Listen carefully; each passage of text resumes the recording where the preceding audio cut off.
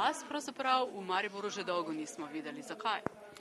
Ja, jaz v Mariboru živim in tako je, če se srečavamo z ljudmi na cesti, potem seveda je to, ni potrebno, da se pravzaprav vsakokrat ali pa prevečkrat vidimo tudi na odru, kajti to je seveda nekaj čisto posebnega in najtežje je pravzaprav nastopati pred domačo publiko, čeprav seveda moram reči, da imamo vse mogoče rekorde tudi v dvorani Tabor, ko gre za lojtrico domačih ali pa Marjanc ali pa Parade humorja. Pa vendarle takšen nastop, kot je seveda tale današnji tukaj na stand-up odru Lenta 2009, je nekaj posebnega, lepo, da so me povabili, je pa seveda tudi velika odgovornost, kajti ne nazadnje govoriš svojim ljudem, ne nazadnje domačim, tisti, ki jih vsak dan srečaš na cesti, v trgovini, v gostilni in to je gotovo težje, kot pa če seveda nastopam kjerkoli druge, ne samo po Sloveniji, jaz nastopam po vsem svetu, ampak vseeno, malce treme, mora biti celo večje je, čeprav seveda toliko let izkušen, kot pa sicer. Ivo Sanader je pripeljal Hrvaško na rob prepada in ker je velik džentlmen, je rekel, naj en korak naprej naredi nekdo drug. Bi lahko rekli, da ste pravzaprav eden prvih stand-up komedijantov v Sloveniji?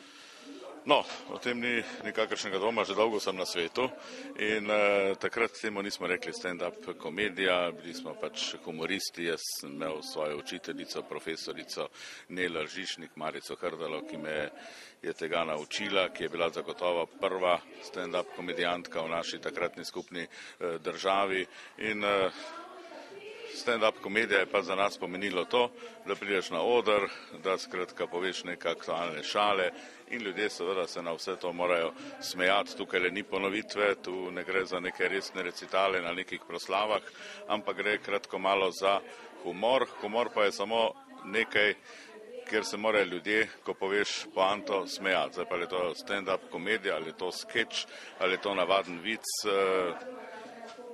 Mi smo bili takrat pač vic mohari nekega časa ali pa junaki nekega časa, dansko je pa to seveda malo bolj moderno, se pa temu reče stand-up komedija. No, Pahor je bolj fino, ne rekel, oprosti mi Ivo za sve grube riči, ali nisam znao da ćeš tak brzo ti otići. Oprosti mi Ivo, ipak nisam znao da sam znao Ivo, vozio bi tek na Laško pivo.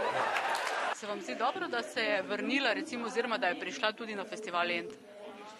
Ja, jaz mislim, da je to zagotovo dobro.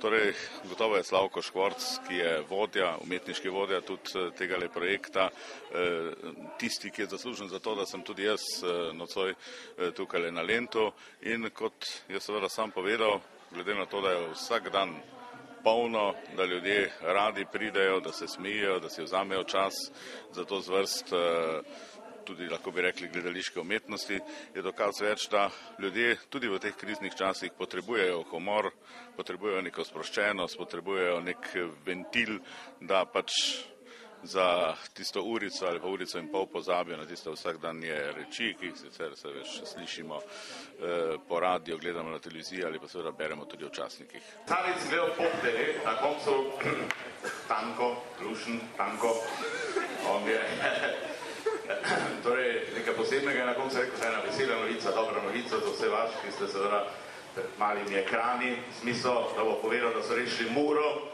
da so rešili Elan, da so rešili Istrabenc, je rekel, ne, Saška Ledera je rodila. Iz Postojnske jame so izvlekli malo Arijo. Mislim, iz Postojne, ja. Ona je premala za jamo, rečemo Cerkniško jezero. In toliko cirkusa zaradi te male Arije, ne. Si mislil, kaj še ne bo, ko bo Marijo Galovič rodil? To bo prvi analni porod.